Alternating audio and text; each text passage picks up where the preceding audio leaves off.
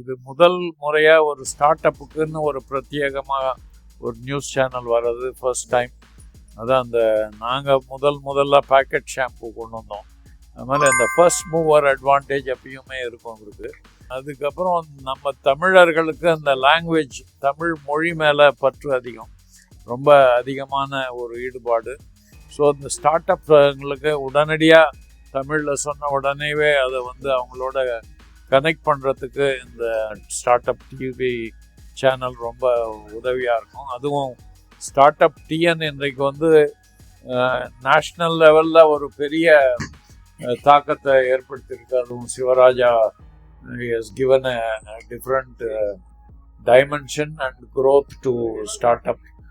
அதை இன்னும் அடுத்த லெவலுக்கு எடுத்துட்டு போகிறதுக்கு இந்த start up Tamil news channel ஒரு மிகப்பெரிய ஒரு உத்வேகத்தையும் உற்சாகத்தையும் கொடுக்கும். அதனால் இந்த முயற்சிக்கு எனது பாராட்டுக்கள், வாழ்த்துக்கள்.